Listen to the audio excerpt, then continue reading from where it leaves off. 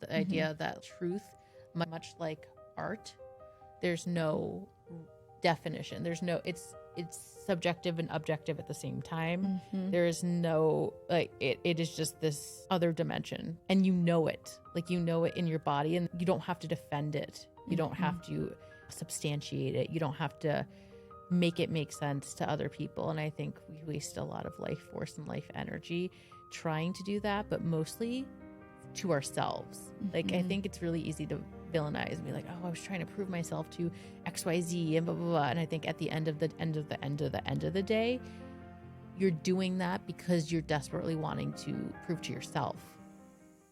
Help Me See is a podcast dedicated to the art of seeing. It's a space for the restless visionary with an insatiable desire to create the life and work you're meant for. My name is Megan Moran, and I'm a photographic artist, a mother, and a coach who's transformed my fear of loss into power, art, and philosophy. One of the scariest quotes I never want to say is, "I wish I knew at the time." But I truly believe that we have the innate ability to bring our wise 20/20 hindsight to our now. You can deeply experience your nostalgia now while it's actually happening with no regrets. All you have to do is see. In this show, we laugh, we cry, we get inspired, we overshare. We have life-changing conversations around making meaning, self-discovery, and shedding all of the BS layers in order to reconnect to our own sacred vision. Seeing yourself is an essential key to living powerfully. You are the vessel, the lens that filters absolutely everything in your life. What are you filtering for? Whether it be conversations with fellow artists and visionaries or my solo audio journal style introspective ramblings, each episode is meant to feel like an exhale, an unraveling of truth, a moment for you to be able to put your finger on something that you haven't been able to for far too long. Come exactly as you are. It's perfect. Honor your instincts. Let's uncover some of the most important things in our lives, which all too often can slip out from our view. Let's commit to seeing and consciously creating what only you can in your one and only life. Let's dive in.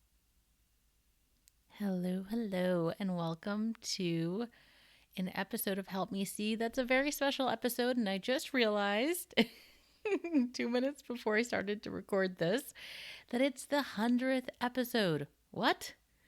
100 episodes. I've done this 100 times. Wow. Oh my goodness. So this episode in and of itself wasn't intentionally planned as the 100th episode, of course, because I don't think that far ahead and was not keeping track. But we do have a guest today. My dear friend, Megan Moran, is on, and we're having a super candid behind the scenes chat about everything and nothing. I am photographing and speaking at a podcasting conference that she is co-hosting in Nashville. And I had come to the studio to record a little bit of an intro for a private podcast that she's sending out to the attendees. And while we were there, I was like, we're all warmed up chatting. Let's just keep rolling and continuing our conversation. And this is just what came of it. It's just two friends talking about deconditioning in all of the areas, in art, in business, in motherhood. And during the conversation, we end up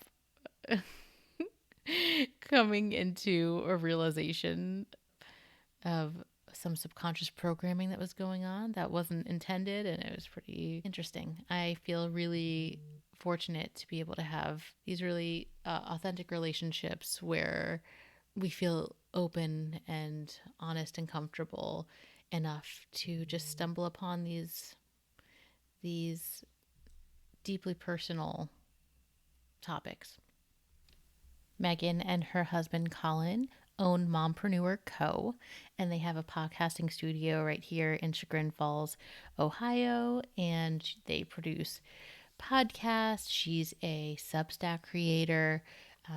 She's into the slow living mom movement. And we have a really juicy chat about what it means to consciously engage in your life and your work and your parenthood.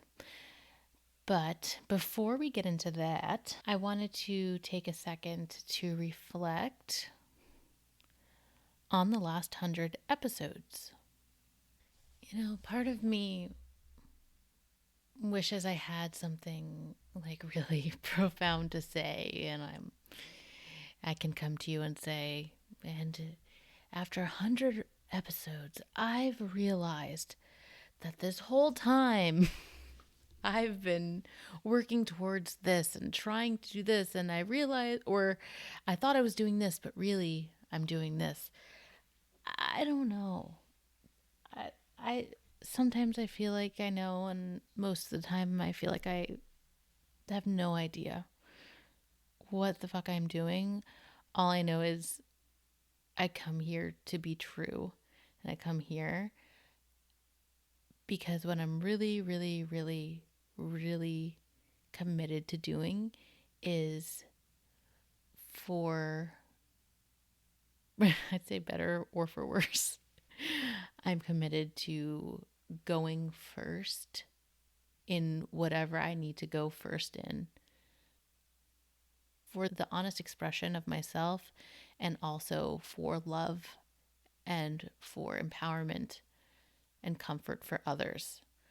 You know, I feel like the seed was planted, I mean, long before this, but the seed about feeling that pressure cooker feeling of like, I just have to say this. I just have to say this, began in my postpartum when I was so depressed and alienated and scared, and you know, people well-meaningly telling me, oh, it must have been so lovely, you must be so happy, and I would have to say, no, it was really a terrible time. It's so important. I know that when I'm leading communication during a photo session, when I'm helping a client get in touch with what would be most meaningful to capture, I have to go first. I have to lay my arms open and be vulnerable and say what's really on my heart for my highest good and intention for the work and for the person and for myself. And that is what is most important to me. I think that if I could just a shred help someone get in touch with a thought that they might be shaming themselves with, or possibly haven't allowed themselves to be okay with or feel, it also gives me permission to do it myself. It's like with my family photo work, oftentimes I feel like witnessing other families reminds me how to cherish my own. I just finished rewatching this Andrew Wyeth documentary, and I don't know exactly if this is going to work well, but I'm going to play a snippet from the last piece of it because it is so beautiful and so important. Andrew Wyeth, the painter, his work is absolutely stunning. If you haven't seen this documentary, I really recommend it. It's called Wyeth, and I watched it on Amazon Prime. Here, let me see. He painted his own backyard. When you paint what you know and what you love with truth, that love is universal. Wyeth's pictures always capture people They stare at them and just roam around in them. When we did the exhibition at the museum, it actually was not unusual to find people in tears in front of the paintings. And paintings that weren't overtly sad. It opened up memories in people. And I think that's one of the powers in his work, is that the emotion that he banks into the picture allows people to unlock emotion of their own. If you look at the light on the corner of the wall and the window in Groundhog Day, there is nothing anywhere written in the history of art about art. No words compare to what he did. That sunlight traveled 8 minutes from the sun, came through the atmosphere, through that window, and struck the side of that window frame and that wall. And he got it.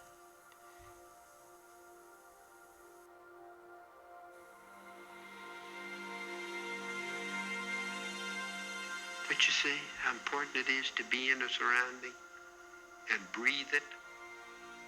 And then it happens, if you're lucky and you're perceptive enough to catch it.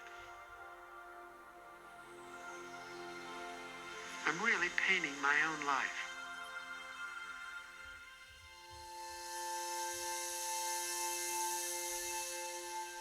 Oh my gosh, that made me so emotional.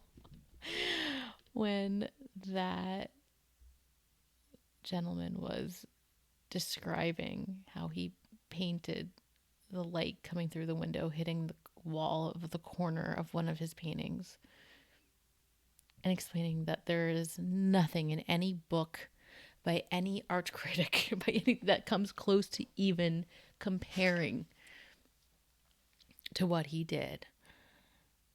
Like, I think that's what we're after here. That's what we're after here. It's not about performing. It's not about being the best we can be. Like, this is about being the truest we can be. This is about living a life of our own. And as creatives and an artist, it is of the utmost importance to take your instincts, your sensitivity, your love, your urges extremely seriously. The work that you do is so vital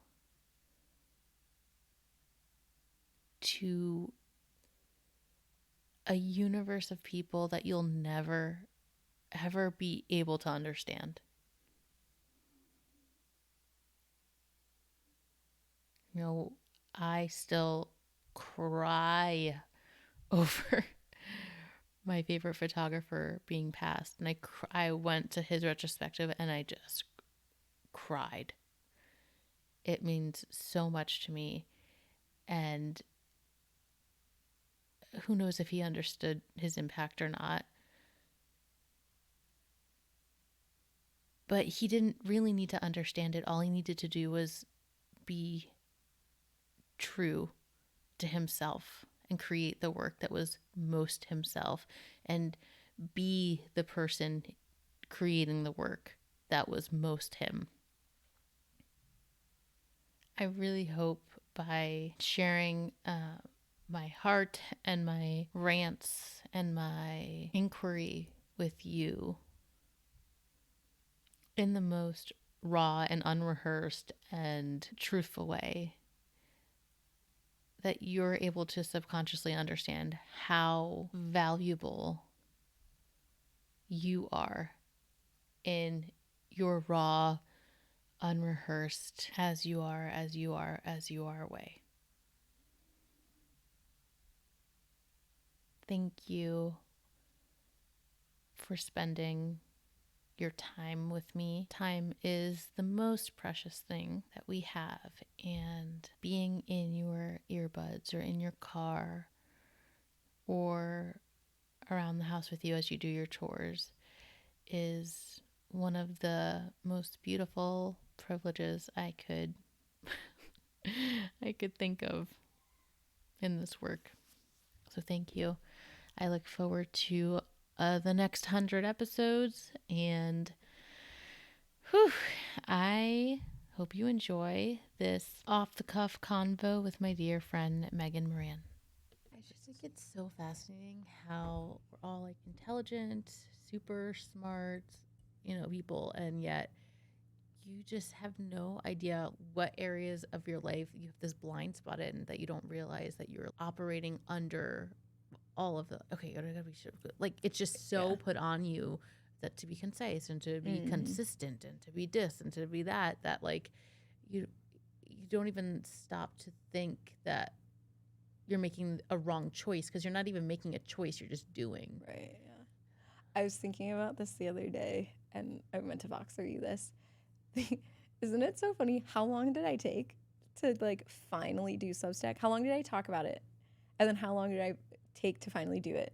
And then now I can't shut up about it. Like all the conditioning that held me back. And like part of that, right? Like now that was like the name was really what was holding me back. Yeah. And like I'm happy. I'm so happy with where I landed with it. Yeah. And like, what if I would have just done like, yeah, not to like think back of like, yeah, where would I be if I just, yeah. But, like I thought about that the other day of like, isn't it so funny? It's like if we listened to our Voxer 6 months ago, the way that I talked about Substack then, here's this now. Yeah, I forget one of the like coming up on the end of that before you started. I remember, I forget what did I say, but it was just like, I think you just do it. Yeah, you did. You're like, you just need to freaking do it. Stop talking about it. You're probably so done. Like hearing you talk about it. No, it was just like, it's hilarious how like the sustained energy in talking about it. Right, right. You could talk about this through it. Like maybe you should just get on the mic and do it. Crazy lunatic. No, but I remember when you were really hemming and hawing over the name, and I totally relate, because that's how I get when I'm like making, whether it's like a course or a program or a master class, I need that visual. Like I'll start to outline, and then all of a sudden I'm like, I have to stop and find a cover photo, because I'm like, I need a visual identity to like grab onto. Yeah. And that's what that title was for you. So yeah, I get it. It's funny. I think about it a lot with that kind of stuff of like, it really feels like birthing something, it's like, or like the diamond, like how it takes up like the pressure to create the diamond or whatever. Not saying that my thing is like beautiful and perfect or anything like that, but it's like I is it the hard work narrative? Is it that I'm making it harder on myself? And then when I push through that, then I can finally create? Or is it kind of like birth and like the diamond situation where it's like you need that pressure and for it all to like finally, like, you know what I mean? Like create the thing. I think it's everything. And I also think it's like this twisted tango of like going back and forth with your subconscious programming still, out of intent for the work in itself to want to make it something and craft in that way, but also especially when it comes to because it's a social thing, right, how is this going to be consumed? And like considering it's, I think that creators today have way more of a different, it's just like a different paradigm, because as much as I don't think consciously about how it's going to be consumed, I think about how much closer that is to my psyche than it would have been to anyone like 10 years ago, because it's just like instant, well, even more than 10 years ago, 20 years ago, like instantly you're just like, and this goes out, and then what is that person's next step, or what is that? It's just like so quickly you're ahead of yourself, and you're taking yourself out of that instant, and It's like the business of it has all gotten too close. Like thinking about, yeah, like if you think about, I don't know, I'm going to butcher this and you're going to be better at this than me, but like Michelangelo, or like they think about artists then who did it for the love of the creation and like the this is my art, not like in a hoity-toity sense, but just like this is like I have to create this. I have to, like this is just my thing no matter what. And I feel like now it's been so businessized. That's my new word. Like it's just everybody's having to think about it in that way, because some people who have a business are now being quote unquote forced to be a creator, even though I think we both agree like we're all creatives, but it's like having to show up in this like thinking of it in the businessy way. And I'm sure some of that too is just like the area that we live in. You know what I mean? That, and I think that we wrap up our identity with our work as well, obviously. And I think especially now, there's such a strong narrative of whether you're all in or not by making what you love a business. I think that it's really understated the value of maintaining like a full-time job that doesn't like drain you. Like when you find something that is able to provide you stability and support, if that's something that you truly need, if in that way, whilst pursuing something else at the same time, whether it's just for joy or because you're trying to build it up. I just think that's I think that's been a disservice to a lot of people. Just this idea that like, oh, if you're committed to it, or it's only real if you're doing it full time and you're not working a full-time job also. And I just think that it's just so different from person to person. And I don't know. I'm curious. I don't know when I would have pulled the trigger because I was laid off. And then that's when I decided like, no, I will not pursue another full-time job. But I also very much welcome in income that's not solely from my personal business. Like, but I've decided what that is. Like, where is that open capacity? Where is that energy for me to know that I'm going to put in work doing this, but it's not going to drain my passion for my personal work. And finding that balance is so important. Yeah. Well, and it's interesting how we come, like there's so many facets of us that come from the opposite sides. Like you came from the art world.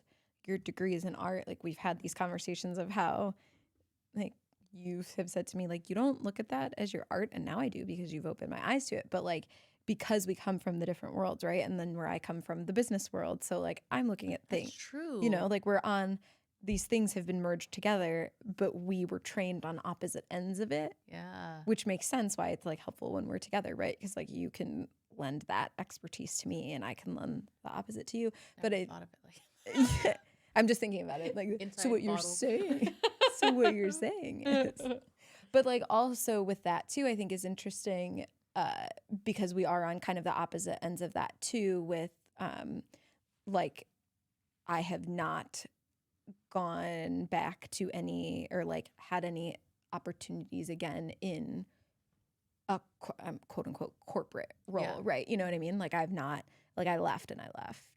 Yeah. And so that, I think that's so interesting too, that like that narrative is very prominent for you. Yes. Whereas for me, it's like not even a thought that comes up. Like they wouldn't have even thought about that. I hear what you're saying and I totally can relate in agreement. Yes.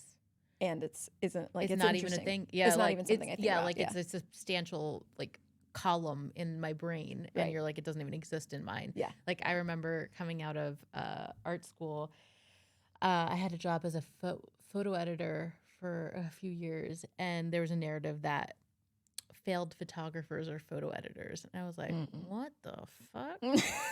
Excuse me? That first of all, how insulting to the art of photo editing. Yeah, Like, right. because that in and of itself is just like its own art form. And I don't know, just all of these preconceived judgments.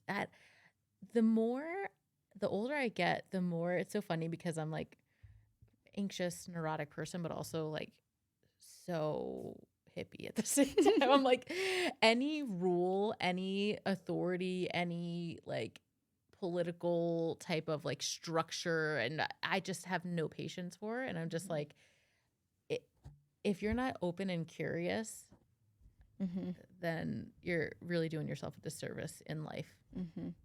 Yeah. Yeah, it is interesting as I've been leaning into the like, and like both can be, two things can be true at the same time. Yes. You know? Yes. It's an interesting dichotomy. So I'm now that, as how many minutes in, I'm like, that's where I would love to like house this conversation on this land of like the combination of business and art coming from someone that you have for your whole life have very much lived in the entrepreneurial world. Yeah. That's how you were raised. And to think that only now have you started to look at it as your art. I don't know, just like say more about that. Maybe give a little bit of just context of what that before or after might look like, what actually changed your, perspective, and because I think a lot of times when I'm like, no, everyone's creative and everyone's an artist, people are like, oh yeah, okay. Yeah. But like what actually shifted that for you? And you're like, no, I get it. Yes, I am. I mean, the first thing that comes to mind is just you. Like, I don't know if it's just like us having worked together and like being around each other and talking all the time and all of that. I don't know if I can think of a specific moment, but I know there are so many times where I've written it down, like on my running list of content I have. And a phrase that I've been saying to clients now is like, but is this your art? And I've said that to Colin, my husband specifically, when he's like editing stuff, especially because I've been at this for like 15 years. So I can more quickly and easily distinguish like what is it that lights me up versus what is it that drains me? What is it that I want to do? What is it that I do not want to do? Versus like he's just starting and being the co-founder in this. So he's this at the beginning and still learning. And so that's been a filter that I've been using for myself and for others of like, but is this your art? Like, is this your thing that like nobody else, you would never outsource, I guess is the other phrase that I started to use to myself. Like, noticing and being okay with like what's the stuff that I don't ever want to outsource because I feel like it is my thing, and then where can I let go and be like, okay, I don't it's an important part of that process, but I don't need to do it. Right. And I think it's also been a double layered transition for me because of my whole life up until now was all my art was fashion and styling. And so then that was like a total tailspin when I left that business behind, and I didn't know, like, my passion, it sounds so dumb every time I say it, but like my passion was fashion. I hate when I have to say it, but it is what it is. Like, You're like, I don't want that to rhyme. I love rhyming things, and that's the one time I don't like it to rhyme. But my passion was fashion for so long. And it was really hard to then go, like, that was very linear, right? Like, it was very obvious. That was my art. That is viewed as an art form. Like, so what, me blabbing on is an art form now? Like, that's, because that's all I really want to do is talk and share. And so I think I had to, like, I don't know. I didn't know what that could look like at the beginning. I guess it was similar to my journey to styling. Like, I decided in 4th grade, because I'm a lunatic, that was what I was going to do. But it wasn't like, you didn't know about stylists. Like, all of that stuff. So anyways, I had to kind of uncover that, I guess, for myself. Like when I found podcasting and I realized, oh, I can talk and share and support people in that. And then more and more I did it, then and like got feedback of, this is a different interview than I've ever had before, like from other guests. And it was just, I don't know, one foot in front of the other to be like, oh, this is valid. Oh, this is my art. Oh, my way of curating things I can see akin to my styling days, and that is a through line, that it wasn't that it was the fashion styling, but it's just like a piece of me, and like that is something that I cannot explain to other people how I do that or make those connections. So therefore that is an art form, and that is like something that's the magic and gold in me. And so then to take that further down the line, then that's when it's like, okay, how do I help other people see that too? And that word art is just, I don't know, I feel like a really good bridge to encapsulate it, because it's like, you know what art is, Yeah. but then how do you apply it to yourself in business? So I don't really know what the catalyst was, other than like you being around you, who is a self-proclaimed artist. Like that's the world you come from. That's what you like. That's what you are. You know. I think. Yeah, it's weird. It could be such a triggering word, right? Mm-hmm. You know, it's funny though, because I also think that people have such different. I mean, every word someone has a different experience of and perception of, but it's funny, like even like some of the earlier times of us hanging out, just watching you speak with someone and like the way you take notes, like what happens with your eyes. I'm like, oh, that's her art. Like immediately, Right, like yeah. it's just like you just can see like what's alchemizing it. Like one of my favorite things in the world is to watch like a painter's eyes when they're working, like not even their hands, just their eyes. I'm like, oh my God, it's just so you can just see when someone like glazes over and goes into this like other dimension that is like their truest, deepest like flow self. Yeah. And it really is like anything, like whatever that is. Like I just think we have such like even the art world in general. Like I remember feeling so annoyed because I love documenting families so much, and I feel like family photography had such a thing about it. Yeah, it's interesting on ebb and flow there. Yeah. But I think that's an interesting thing with you, is your perspective, right? Like, again, coming from the business world, not from this art world. Like those are not even like what we were saying before with like the pillar in your mind of where having a job and your passion. It's just not even something I would even ever thought about, because it's not conversations that have been in my world. Like even with you saying like, oh, art that word can mean so much to different people. Yeah. Like it wasn't even a conscious thing for me. It just was like, I just never even thought about the word, I guess, until we talked about it more. And what has the word given you? I think it's helped me, like, you know, we live in the slow living lane and the feminine business lane. And you know how, I mean, you met me like a year into my mindset work. And even then, you know how linear I have been, and like how businessy I have been, and strategy and all that. And so I think it's like a softening, I think is the best word.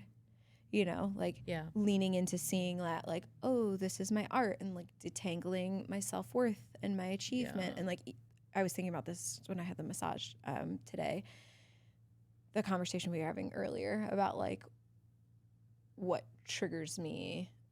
Yeah. And it's at the end of the day, I think it's about like me. It's the achievement. It's when your business reaches this height, it is this empire, it is this money, like then it's like, see, I'm worthy, see, this was legit, see, I'm not crazy. Like that is the proof, was my old narrative. Yeah. And I think by looking at it as art, by understanding slow living, by going into feminine business, like all of these things have allowed me to soften and what I feel and hope see the true picture of it, of like those markers don't make that narrative true. Like the worthiness, like it is true. Does that make sense? Yeah, like definition of success, definition of art, definition of achievement. Right. Yeah. Like for me, they're like subconsciously and not and consciously the answer to like, when will you have made it or whatever is when I can prove that I have this multi-million-dollar business and all this stuff. Right. And now I'm like, or what if it just looks like me being with my family all day and supporting people and doing what I love, but like actually just living my life, not like trying to prove anything. Yeah. I think that I I have such a unique relationship with, um, I don't know, just goal setting. I just don't, I have such trouble like setting goals because like it sounds so weird. I'm like, I'm like too cool to care. No, it really is No, like, you've I said this before don't though. like, it doesn't, it feels like I'm putting on an act with myself if I Yeah, make yeah. something a goal Yeah. because it doesn't feel like I know I don't really care. And I think that that stems from, um, I believe I've said this over and over again. I don't know how contentious it is, or maybe in my mind it's contentious and actually it's not. No one gives a shit. But I think that photography is so easy. I think that anyone could be brilliant at it. I think, why do you like just snapshots you find in a pile in a salvage shop of like family photographs? I'm like, this is incredible. This is iconic. And it's an everyday person just taking a picture. Like, once I got good, quote unquote, good at taking pictures that I thought were satisfactory to me and appealing in the way that I wanted to do them, I'm like, it's so easy. I'm like, what? It means nothing. Like, and what? What does this mean? It doesn't mean like, so I was so unsatisfied so quickly, but also couldn't seem to like get at, but like, what is it about it? What is it? And I think that is my commitment. That is my like dance that I'll be forever dancing with. I remember even thinking the first time I did a shoot that I thought was like so beautiful and I loved it so much. And immediately I was like, but it didn't really feel like that then. Like I made it look, I felt uncomfortable that I made it look so beautiful. And I don't think it felt that beautiful in the moment. I'm like, what does that mean? Like, so I've been like forever trying to marry or find harmony or whatever relationship meaning in, what is being said in the experience, what even not out loud, versus like what the pictures look like, and becoming okay with the differences between the two and finding beauty in both and finding out why and this and that and the other thing. But yeah. Well, what it was bringing up for me when you first said it too, and then I feel like you gave the definition, is that word definition. It feels like because you come at photography from that way, like your definition of its purpose is different, you know what I mean? Yeah. Than like how other people come at it. So like, yeah, it's easy, quote unquote, I'm putting quote unquote around this because what you do is, I could never do what you do, how you do it. It's your art, right? It's like, that's the thing you can't outsource. So that, but also, we don't like the word but, and also, when you have that definition in your mind of the purpose is to catch the real feeling of the moment, then if we all have our eyes open to it, it doesn't matter what the vehicle it is to capture that, right? Like it can be my iPhone, it could be a 10-year-old iPhone, like it could be what is the disposable camera? Yeah. It could be anything, right? Yeah. It feels to me like because your definition is deeper and the subconscious and like so many other layers to it, that's why it's also different than what you've shared of like other things that happen in the art space that I'm not privy to, but like with how things like the family photos are not considered quote unquote fine art, and that's maddening and all of that. And I think that's like the answer to conflict in general in the world.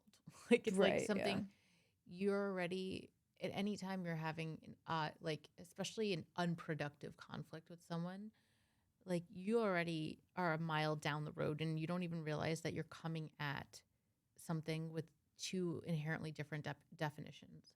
Like some of the NLP process, one of the values alignment or discovery or whatever it is for couples specifically is, really getting clear on the value system, but then diving into like, wait, what is your definition of that word? Because and not only definition, but your interpretation of that word. Yeah. Like someone's interpretation of family, like one person could be thinking like, yeah, oh, okay, but family is both of our number one priority. Okay.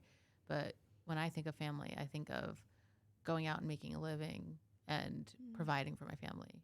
And the other person's like, well, I think spending as much quality time as possible, literally with the person. So it's like, there's just these disconnects that are so innocent that we don't even realize because we're so like when we do NLP processes, most all of the people, myself included, when you're doing the values discovery process where you name and rank your that top was the values, one that we did. your main one, usually don't want to spoil alert if you're looking for a values discovery process.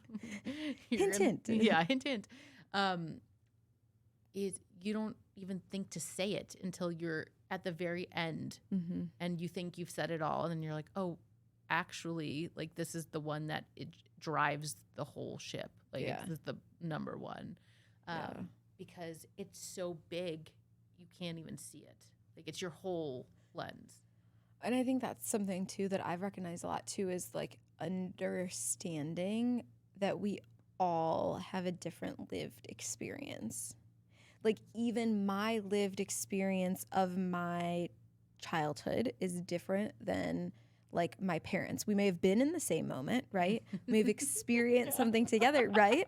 But sometimes I don't think I was in the same moments as my right. Were we on the same planet? Were we together or not? But like I think about that a lot too. Like as we've brought stuff up and been working through stuff in my family, like with my parents, and just what that transition is like when you become the parent and all of that. I think that has been really eye-opening to me to hear like somebody else's lived experience of the same exact moment, or even like Colin and I, like my husband and I, will be in. We're living together, we're working together, we're raising kids together, and yet I am the only one with myself all day long. Like I am the only one who has this very specific lived experience, and therefore influences how I might show up in the definitions I might have, and also like the subconscious stuff, right? That like I don't even know is dictating the narratives and the conditioning and all of that. I feel like that's opened my eyes a lot to be like, oh, of course you might not fully get, especially if I'm 10 steps ahead in a conversation, like where I'm coming from, because your lived experience and my lived experience will never be the same. Yeah. That's been eye-opening for me. Yeah.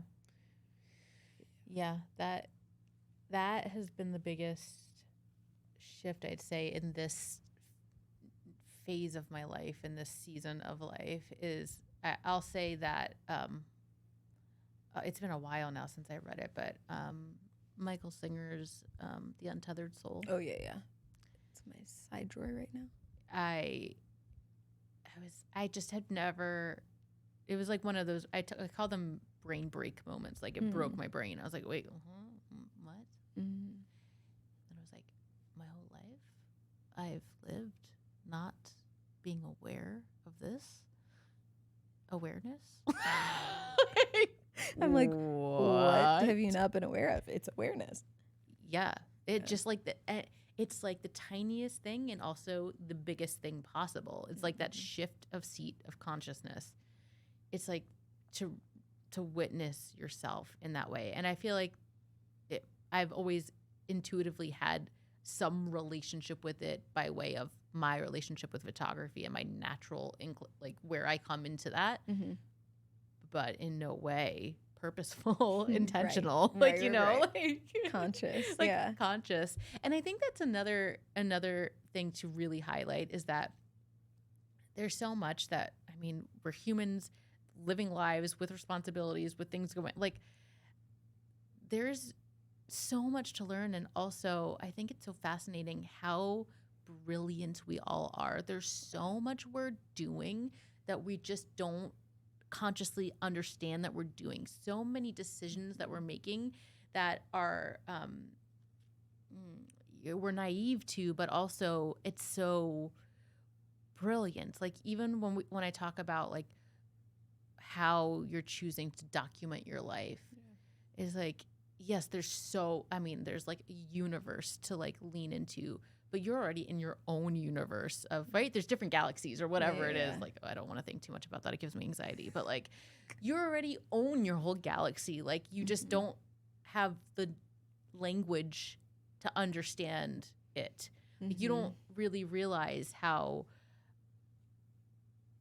you having that impulse to pick up your camera because of this moment is so beautiful, because it shows how much you revere and acknowledge it. And also it harkens back to this experience you had when you were 6 years old and this happened, and it made you feel that inside. And that's why you picked up the camera. And you may not realize that then, but maybe in 14 years, when you look at that photo, you're going to remember that time when you were 6. Like, I have goosebumps. Yeah. What? That's insane. And also, once you do mindset work and have this, or not, just have another life experience and you just have a radical shift in perspective, how different your photos are going to be going forward of just your life. And I don't know. It's just. Yeah, it's like permission, awareness, celebration, like all of those things come up, right? It's like permission in what I do is valid and worthy and like and unique, and awareness, and like you said, like half the time it's just so innate to us that we don't notice these things. Yeah. And what did I say? Permission, awareness. I don't know. Anyways, yeah, I think it's so interesting to authority, like be able to step into it and recognize, like, I have my own lived experience. I can live my life how I want. There are a million possibilities out there, and I can like feel into what feels good to me, and that is valid, and that is true, and that is amazing, and that is my universe and my galaxy. And like I love that this time in our life we are looking more at that permission, and like personally as a mom, like I'm focused very much on, my kid wants to walk barefoot down the street, like it's her world. That's her thing. What do I have to have an opinion on that? Or, you know, it's like not my lived experience. It's her lived experience. If he wants to be outside and be cold, or if he wants to not eat and have an issue, or if he wants to love this thing, like it's their lived experience. And so then when I reflect that back to mine, like if I want to sell all the stuff that I have, if I like want to go do something different or whatever, like, especially us being raised in Italian families, judgment is part of that mentality. And so I feel like that permission, that, oh, I am my highest authority, that awareness, like to become aware of what I want, and the permission to have it, like all of it, and to have awareness of what is special to me and to celebrate it. And it's so layered, right? It's so layered. But I think to hit the impulse part though, like that to me is part of the essence of it, right? Like that when you have an impulse, good, only like appropriate. I know I was going to say that too. Like, it's so interesting because I feel like impulse is more widely used as like a negative impulse. Yeah. What's the which I get that way. Also, but also even with the quote unquote negative or unresourceful, let's say unresourceful impulses, whatever those may be, those are helpful too if you are able to pause and look at what the underbelly of it is. Anyway, right? On. Yeah. Did I tell you that I watched Quiet on set? Did I tell you? Yeah, I haven't though. Okay. So that's where I had to pause with the word impulse. Okay. Yeah. Oh, God. Pause with that one. But like, whatever the intuitive hit or like the calling, like in a good way again, like when you feel called to do something, like pick up the camera or something, like the knowing and the trust in, trust. Yeah. In that means something, and you don't need to question it or have any other questions. Again, all in the positive light. Yeah. Not in the icky, not respectful way. God, I'm gonna have to watch that. I think that well, when you said, well, impulse in a not so resourceful, but also resourceful at the same time.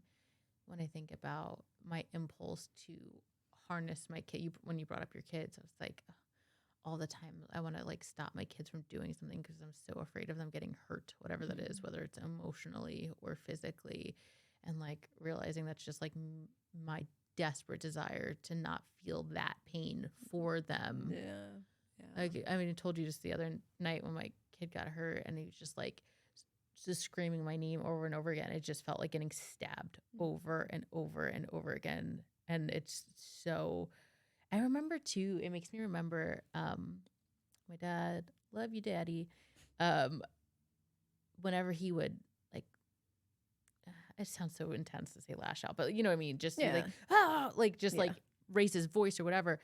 Looking back, so much of that was because of that. Like he didn't want us to get hurt or make, you know, physically or whatever. And the natural instinct to do that. It's kind of like, it makes me think of, well, I don't have the energy to cry right now, but I think it would make me cry. But the Blackfish documentary for SeaWorld, when they took the babies out of the pool and the mother would just cry, and just cry.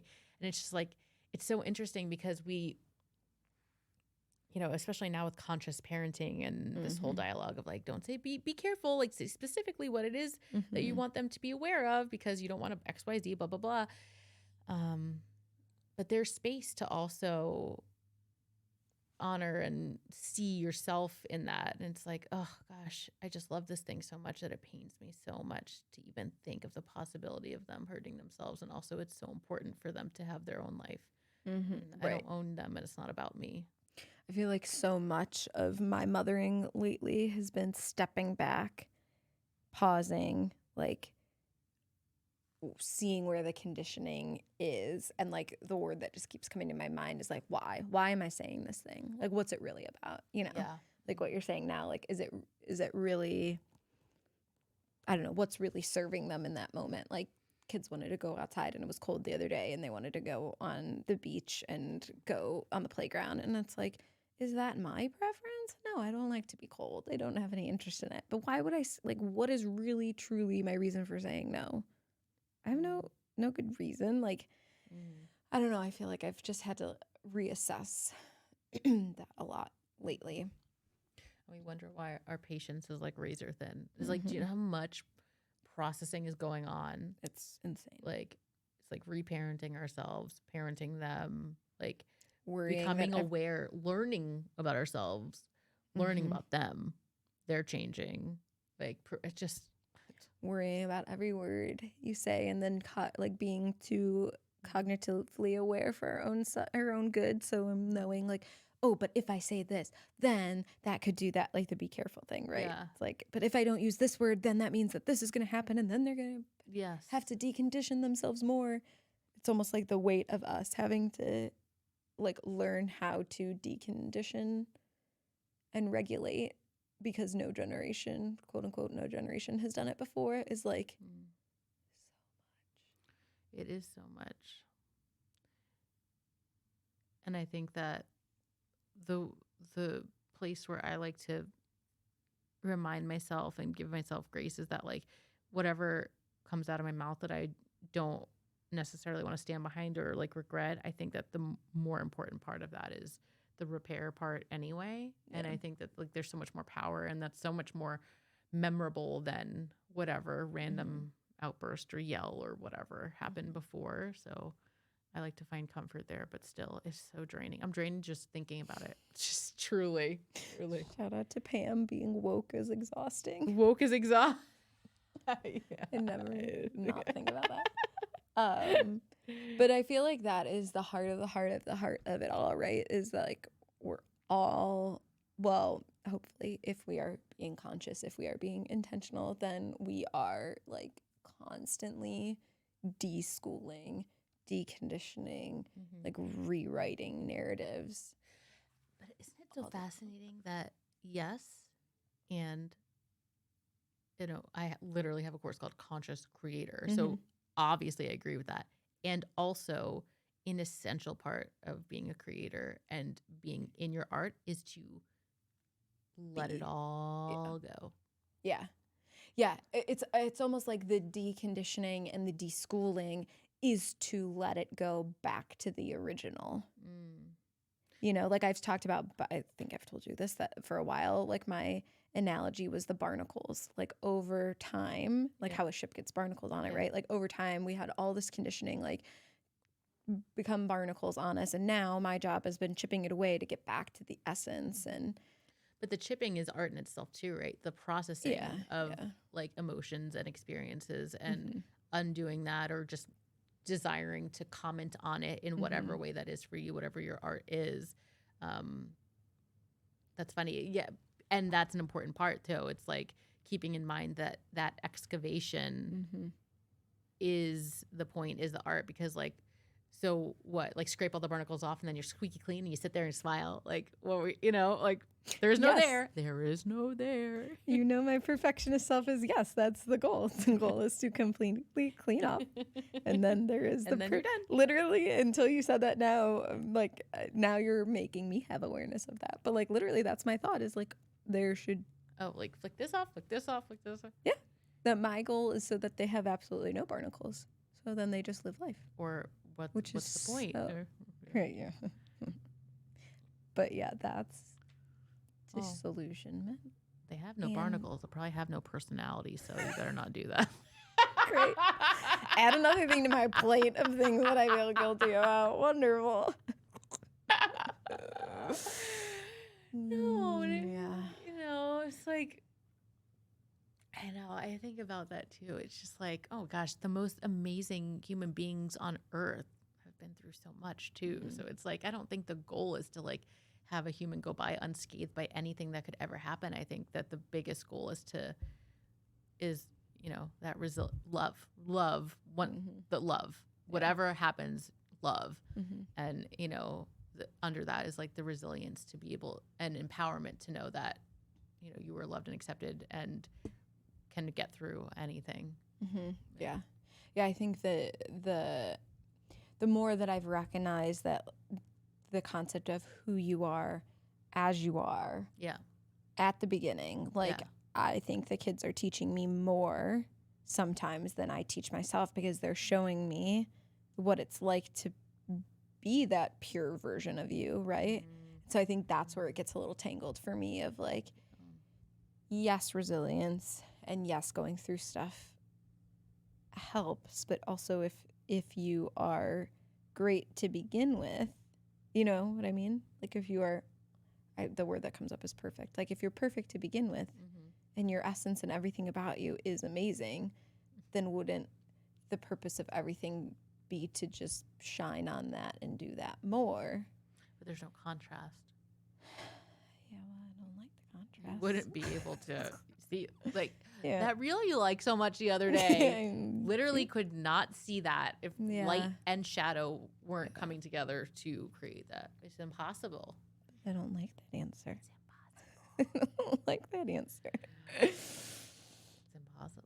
Yeah, no, it's a good point. I hear you. I just don't like it, but it is, so I need to be okay with that.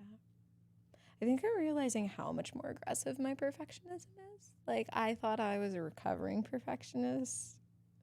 I think it was running a bit deeper. It's this corkscrew, yeah. Yeah.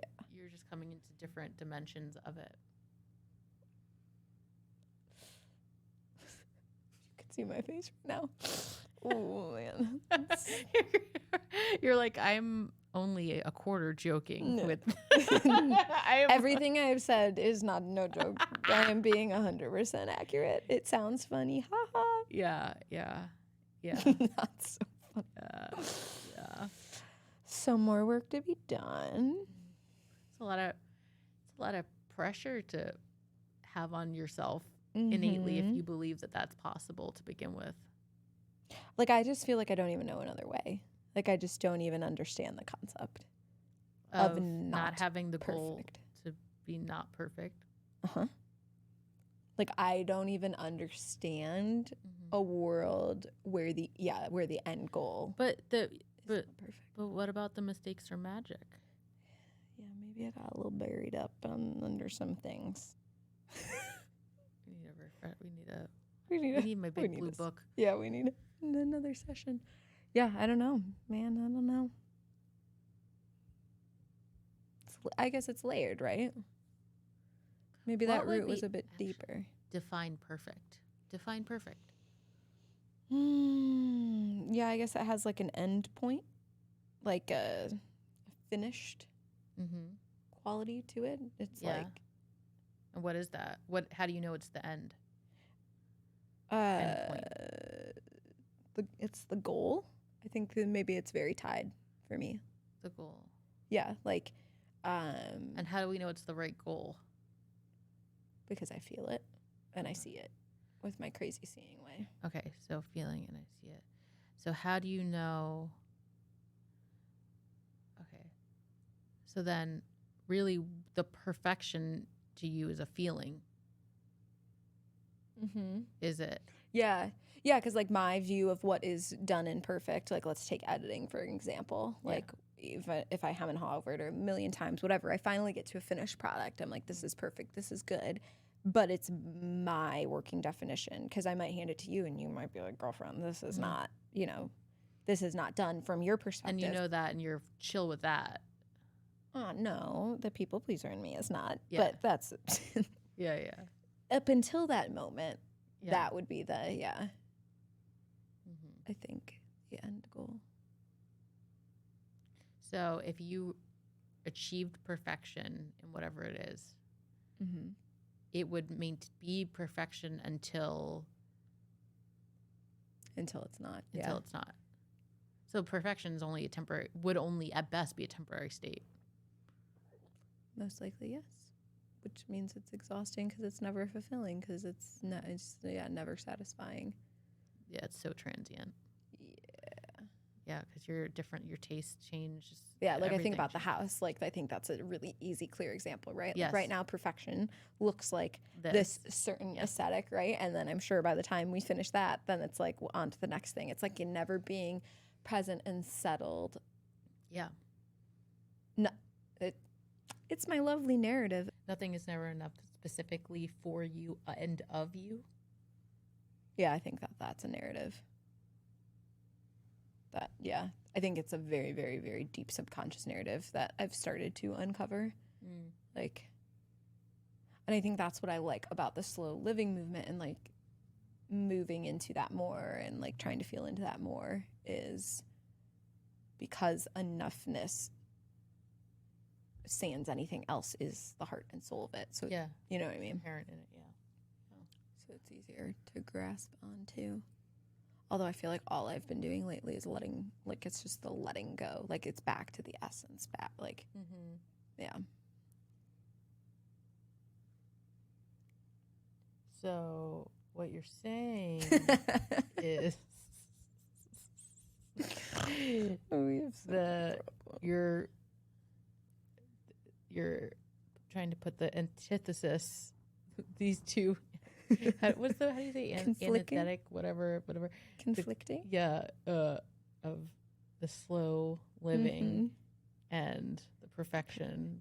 I think I'm trying to leave the perfection to attain the slow living. Like I think I'm trying to transition. Are you subconsciously trying to do slow living perfectly?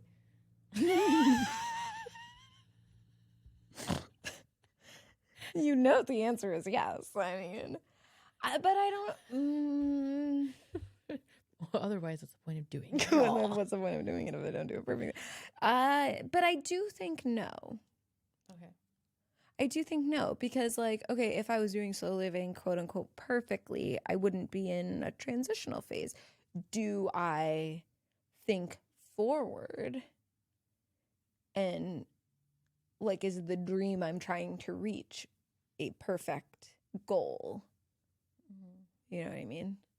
That probably is. Yeah, but it's I think, you idealize the goal, right? Of being this family and all working together and assuming that in those moments, everything will always be happy and fine and dandy.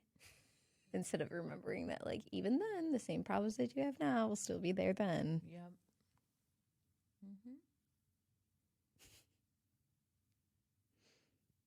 So that's my stuff. Hope you enjoy. Who knew we'd end up here? I mean, we knew. I mean, So on that note, anything you want to share? Any subconscious things you want to talk through? show me mine. I'll show you yours. No, you know me. I don't care. I will just say what I have to say, and I don't really care. I think the biggest thing that's top of mind for me, just because I just had the Sacred Seeing Nostalgia Now meeting. Mm-hmm. So, and at the end of every month, we do our reflection. This month specifically, I feel like I've just had no tolerance and such impatience, you know, with the mothering and all of this. And then in my reflection of the month, like every photo I chose was with the kids and myself. And I'm like, oh, it's just so ironic. It's just so ironic that like the thing that I'm like trying to like get away from, get space, is like the core of everything, the core inspiration for it at all. And, you know, so anyway, those two butting heads have just been so interesting to me. The fact that I want space and I'm going across the country for work, and then also like having so much anxiety about that at the same time. I mean, it's not surprising that a mom would feel that way, but it also feels so fucking crazy to feel it in my body. It's like this cyclone of like, how is it possible to have such extremes at the same time so often, so often? Yeah, it's like the narrative that I've uncovered, the same is like that dichotomy. Yeah. Mm-hmm. It's like, I don't understand. That is the one word I would use to describe motherhood. If I had to choose one. Yeah. That's it. It's so, and that's so, you haven't read The Good Inside, right? No. Okay. Mm-hmm. But at the beginning, I haven't finished it, but at the beginning she talks about that of like two things can be the same, like two conflicting things can be the same. And just like, yeah, it like, cause it just is, right? Like it's so, you can want space and be touched out and be so tired and feel like you just need a second, and also miss them in those moments. Yeah, it's like you're like looking at pictures of your kids, you're like, oh, and they come over to ask you something, you're like, go away so I can be sentimental about you for a minute. But it's also like the most confusing, I think, also as like intelligent people. It's like, I don't understand how this could be. How can two things be? And so then your mind is so confused, and then your emotions are wrapped into it. And it's we love to compartmentalize. We love to label and not even just think like, oh, labels, but really, like we want to it's natural to make sense of the world in whatever way. And